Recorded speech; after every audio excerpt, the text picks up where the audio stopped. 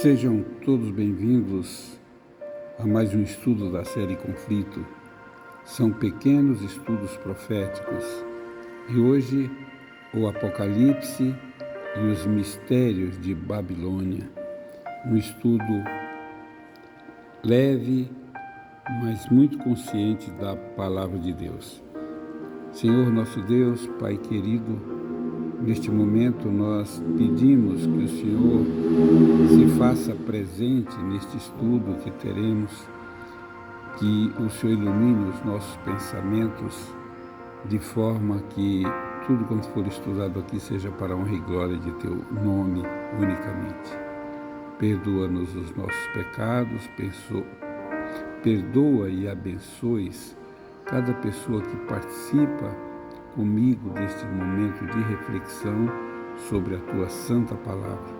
Nós te pedimos em nome e por amor de Jesus. Amém. O Apocalipse revela os 5 enganos de Satanás. São muitos enganos, mas nós vamos destacar 5 destes enganos que ocorrem aqui no livro do Apocalipse. No capítulo 12, nós encontramos uma linda mulher, vestida de sol, com a lua debaixo dos pés, coroa de 12 estrelas, que estava grávida para dar à luz. Aqui nós encontramos o símbolo da igreja verdadeira, da igreja de Cristo. Ela estava grávida para dar à luz e nasceu um filho varão que se chamou Jesus Cristo, Filho da Igreja de Deus na terra. E em 2 Coríntios 11, verso 2, nos fala, o apóstolo Paulo nos diz que ele estava apresentando a Deus uma igreja fiel ao esposo Jesus.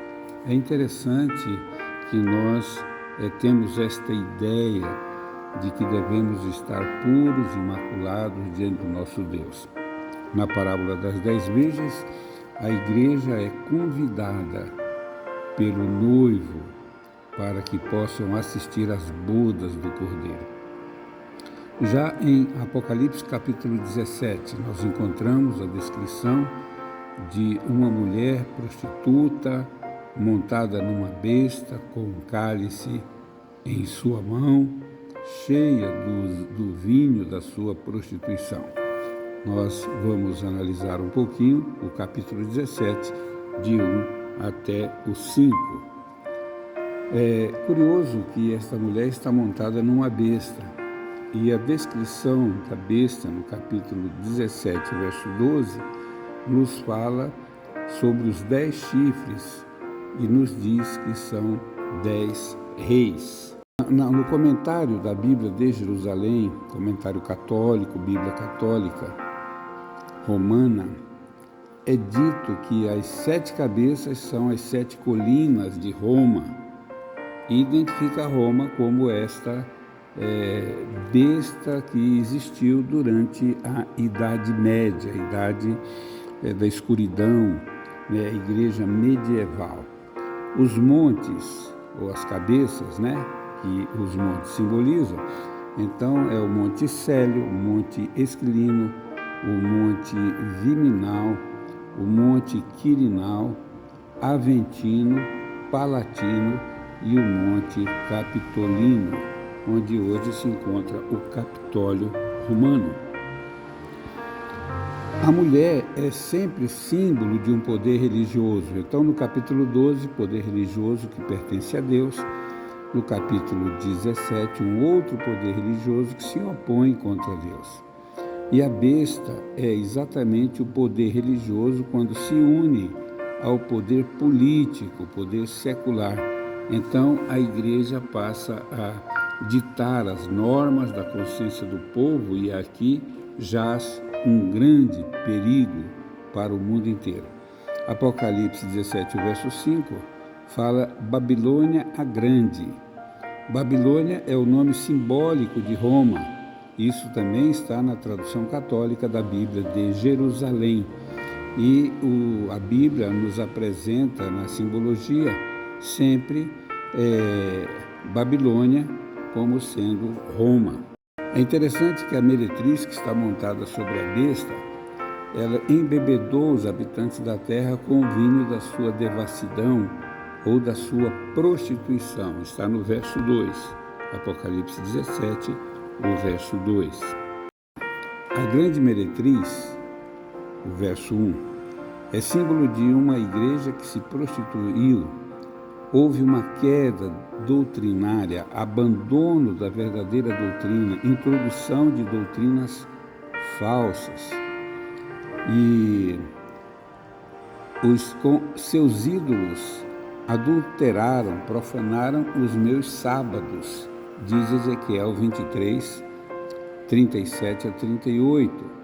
Então, aqui nós vamos encontrar a presença da idolatria, profanando os sábados que pertencem a Deus e profanando, consequentemente, toda a lei de Deus, já que a lei de Deus diz que nós não devemos ter ídolos, nem adorar a ídolos. Um cálice de ouro, cheio de abominações, nos cita o verso 4. A taça de vinho, ela contém o engano de Satanás a respeito das escrituras sagradas, a deturpação, a distorção da palavra de Deus, a introdução de pontos que a palavra de Deus não apresenta e deturpam, portanto, tanto a palavra de Deus quanto a consciência dos homens. E se recusarão a dar ouvidos à verdade, entregando-se a fábulas. O apóstolo Paulo, escrevendo a Timóteo na segunda carta, capítulo 4, verso 4, apresenta que já nos seus dias este poder estava atuante e, portanto, estava substituindo a verdade bíblica por fábulas, por contos, por histórias que não eram verdadeiras. Nós vamos analisar 5 pontos fundamentais do vinho de Babilônia. Existem outros, mas esses 5 são muito importantes. O primeiro vinho é o vinho da salvação pelas obras. Veja, a Bíblia apresenta a salvação, a justificação pela fé. Nós somos salvos pela fé. A fé sem obras é morta. Portanto, a fé deve produzir frutos da fé. No entanto, nós não somos salvos pelos frutos ou pelas obras. Nós somos salvos, sim, pela fé. No verso 5 diz um nome, um mistério, Babilônia. Babilônia é símbolo de confusão. Se nós nos lembrarmos o que aconteceu na Torre de Babel, quando estavam construindo uma torre para desafiar a Deus, houve a confusão de línguas e dali surgiram as múltiplas línguas que povoam todo o nosso planeta hoje. Certas regiões pequeninas têm vários idiomas. Então, a Babilônia é símbolo de confusão, principalmente a confusão religiosa. E no caso aqui, em profecia, é exatamente a confusão religiosa que nós estamos nos referindo. Esta é a Babilônia que eu edifiquei, disse Nabucodonosor no livro de Daniel, capítulo 4, verso 30. Quer dizer, obras humanas no lugar da graça de Deus. Ele não aceitava Deus, ele se opunha, ele rejeitava, de forma que ele edificou uma cidade, uma das 7 maravilhas do mundo antigo, e então ele disse: esta é a Babilônia que eu edifiquei para a minha honra e para a minha glória. Sendo justificados gratuitamente por sua graça, mediante a redenção que há em Cristo Jesus, diz o apóstolo Paulo escrevendo aos Romanos, capítulo 3, verso 24. Veja, nós somos justificados gratuitamente por sua graça, é gratuito, mediante a redenção. O sacrifício de Cristo na cruz do Calvário é vicária, substituta, me substituiu na morte para que eu tivesse vida. Então eu sou salvo pelo sangue de Jesus.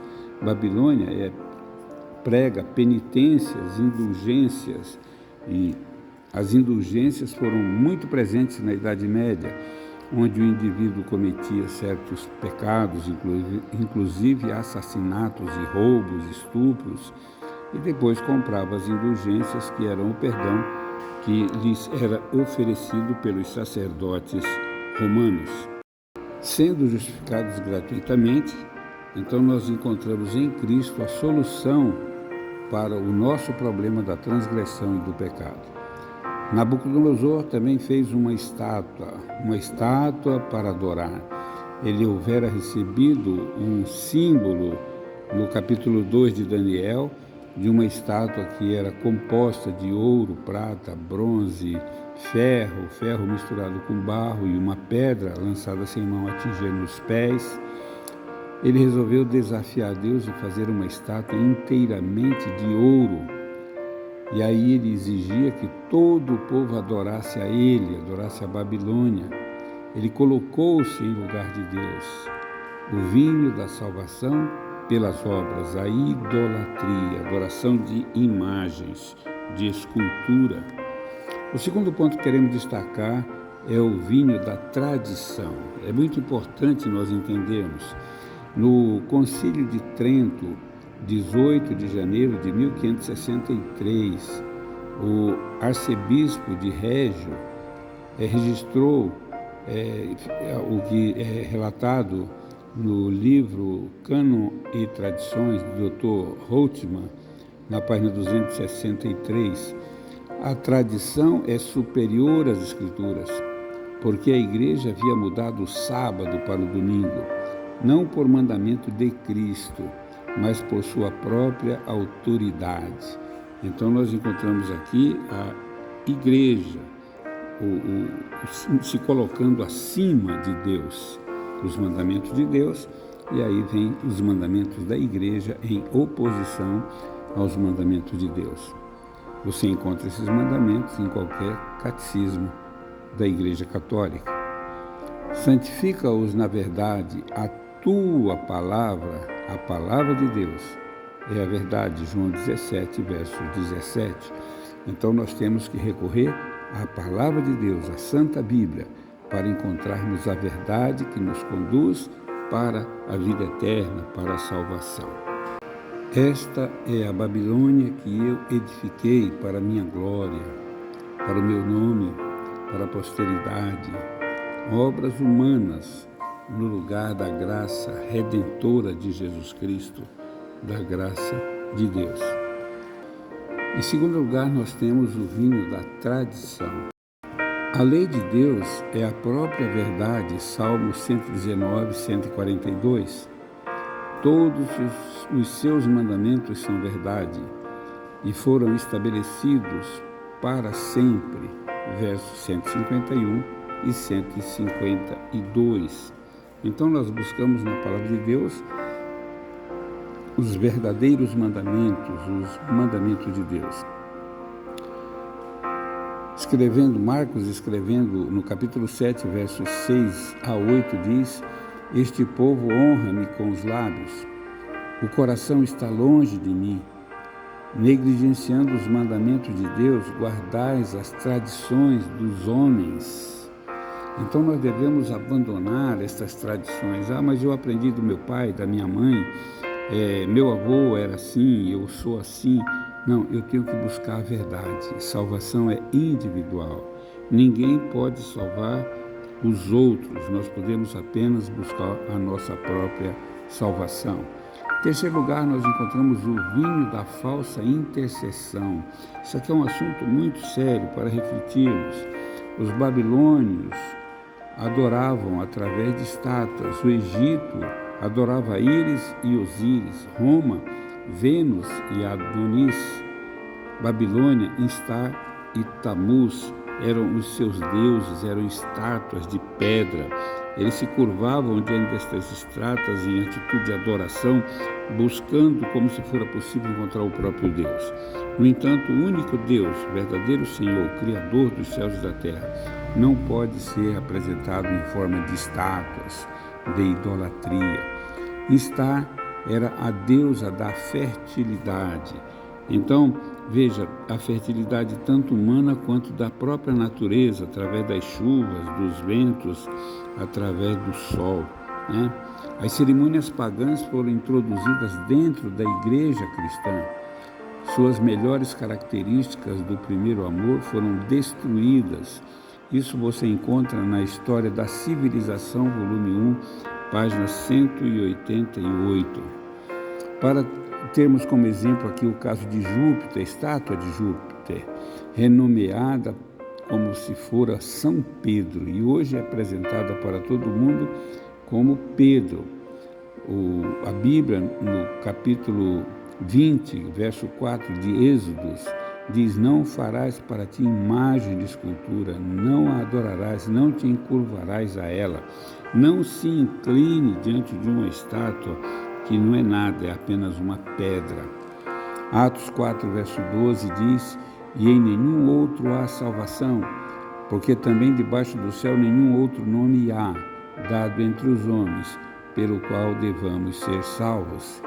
Queridos, só Jesus Cristo pode nos salvar. Ele verteu seu sangue na cruz do Calvário para que nós tivéssemos vida e vida em abundância. Você precisa de auxílio divino. Procure no nome de Jesus Cristo e você com certeza encontrará. Ele, Pedro, aguarda no pó da terra a manhã da ressurreição, e aí ele vai ressuscitar para receber das mãos de Deus a coroa da vitória. Hoje ele está no sepulcro, descansa no pó da terra, não pode fazer nada por você. 1 Timóteo 2, verso 5: há um só Deus e um só mediador entre Deus e os homens, Jesus Cristo. Este é o único que pode nos defender no tribunal celestial. É o único que pode nos enviar socorro no momento de angústia.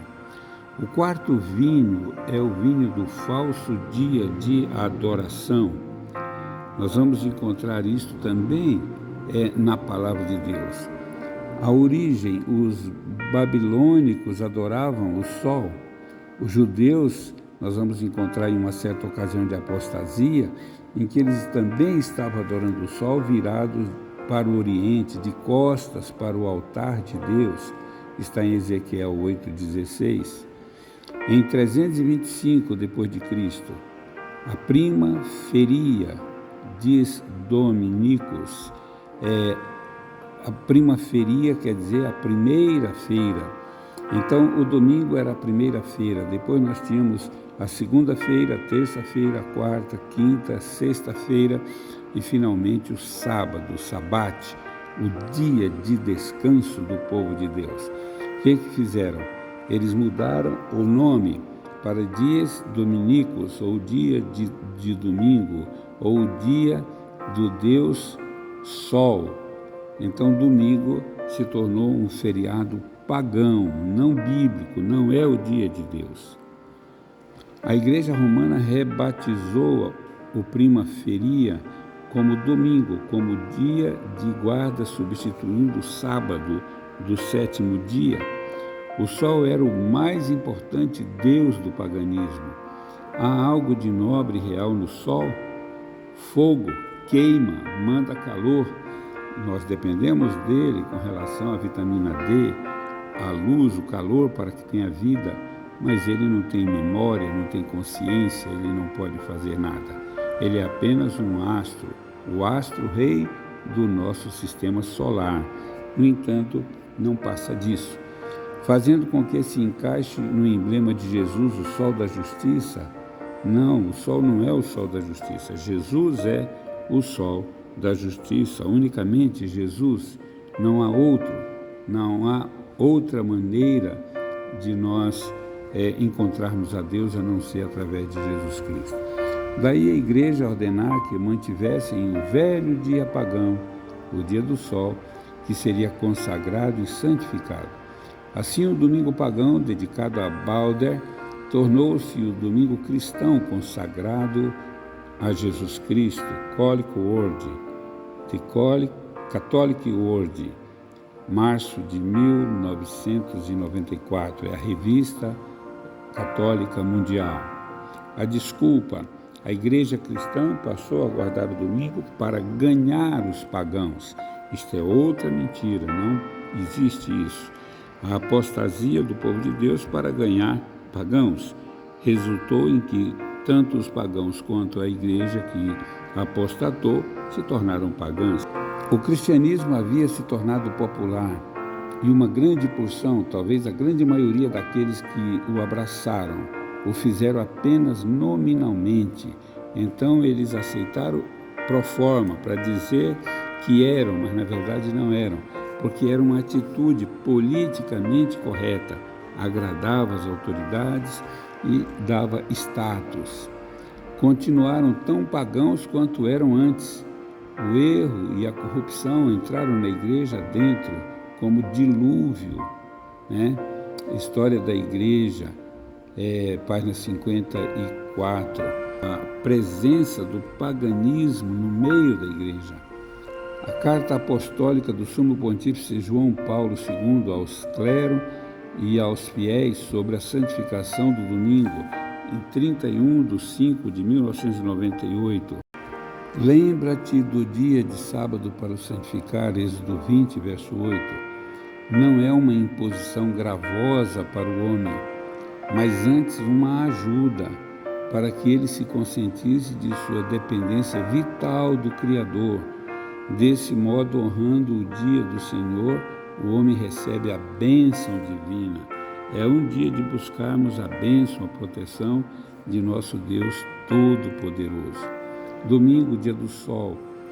E aqui eles querem dizer que é o dia de Cristo.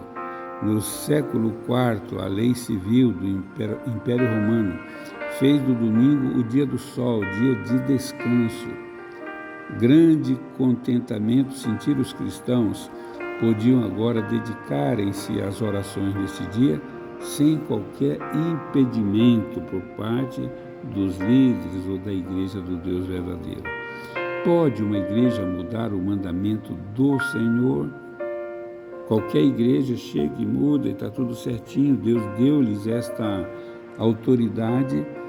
Eu, o Senhor, não mudo, diz Deus em Malaquias 3, verso 6. Em Mateus 5,17 diz, não penseis que vim abolir a lei, eu vim cumprir. A lei cerimonial dizia que Cristo deveria morrer, o Cordeiro morto antes da fundação do mundo. Ele veio para morrer cumprindo este mandamento da lei cerimonial. No entanto, a lei moral nunca foi mudada. Nunca o homem foi capaz de cumpri-la. Lembra-te de santificar o dia do sábado, porque o Senhor fez em 6 dias o céu, a terra e o mar. Êxodo 20, versos 8 a 11. Aqui nós encontramos então a colocação da posição da Igreja Católica, que traduzindo diz, Deus criou a humanidade à sua imagem, diz a Bíblia, ou os seres humanos evoluíram dos animais, como diz Darwin, há 150 anos atrás. De acordo com o Papa João Paulo II, a evolução pode ser melhor explicada. Isto é chamar Deus de mentiroso, porque Deus nos diz que o homem foi criado. Um outro artigo da revista Time, de 4 de novembro de 1996, nos diz, nesta mensagem dirigida a uma reunião da Pontifícia Academia de Ciências, que tinha como tema a origem da vida, a declaração de João Paulo reflete a aceitação da evolução pela Igreja Romana, Igreja Católica. A revista Times, não se pode aceitar a interpretação de Gênesis literalmente, é a conclusão que eles chegam. Nesses momentos finais do chamado para adorar o Criador, Apocalipse 14, 6 e 7, qual será a nossa posição? Diz, vi outro anjo voando pelo meio do céu, tendo um evangelho eterno para pregar a toda a nação, dizendo em grande voz, temei a Deus e dai-lhe glória, pois é chegada a hora do seu juízo, e adorai aquele que fez o céu e a terra e o mar e as fontes das águas. Veja, temei a Deus, dai-lhe glória. Como?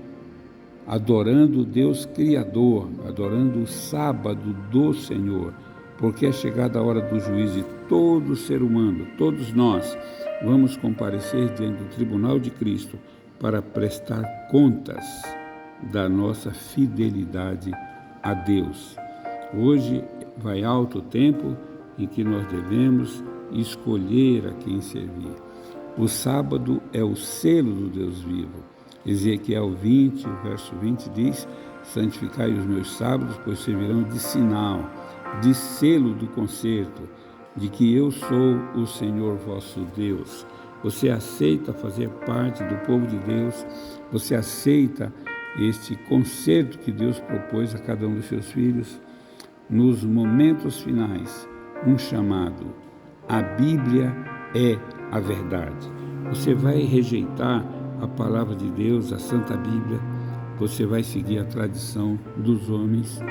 Jesus é o único que salva. Ele é o único mediador. Nenhum outro nome foi dado entre os homens pelo qual importa que sejamos salvos. Babilônia, grande, a mãe das meretrizes e das abominações da terra. Quem são as filhas de Babilônia? Ela é a mãe. Quem são as filhas? O reverendo John O'Brien diz já que o sábado e não o domingo é especificado na Bíblia. Não é curioso que outras religiões que professam extrair da Bíblia sua religião observam o domingo ao invés do sábado? Sim, é claro, mas a mudança foi feita cerca de 20 séculos antes do protestantismo nascer.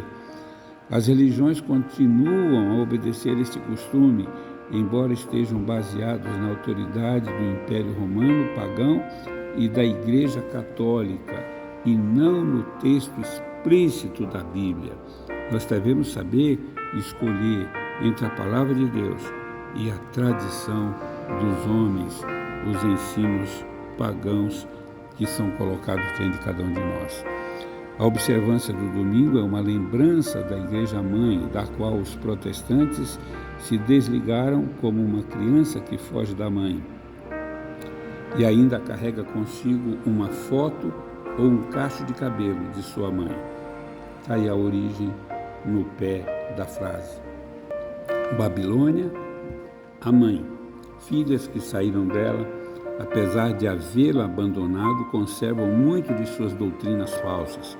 Saíram embriagadas com o vinho adulterado, o vinho da sua prostituição. A meretriz se prostituiu com os reis da terra. Apocalipse 17, verso 2, é a união da igreja com o Estado. Quando Constantino deixou Roma, deu seu trono ao pontífice que está governando Roma desde aquele tempo. Aqui nós temos um quadro pintado em que você pode perceber que o ato da doação do trono romano para a igreja romana. O quinto, o vinho da sua prostituição, o vinho da imortalidade da alma. Os babilônicos acreditavam na imortalidade da alma. Ezequiel 8:14 nos fala de Tamuz, a deusa da fertilidade. A doutrina da imortalidade da alma entrou pela porta dos fundos da igreja. Os vivos sabem que hão de morrer, mas os mortos não sabem coisa nenhuma. Eclesiastes 9, o verso 5. Você não sabia a verdade sobre o estado dos mortos? Você não sabia a verdade sobre o verdadeiro dia de repouso? Você não sabia que a salvação é somente pela fé em Cristo? Que não adianta você carregar uma cruz e ir até um determinado lugar com o objetivo de adorar, de prestar sua reverência? Você não sabia disso? Deus tem uma igreja 100% baseada na palavra de Deus. O fundamento do sistema babilônico é baseado na autoridade do homem, na palavra do homem, nas leis dos homens e nas tradições dos homens também. Jesus está chamando pessoas para seguirem a verdade.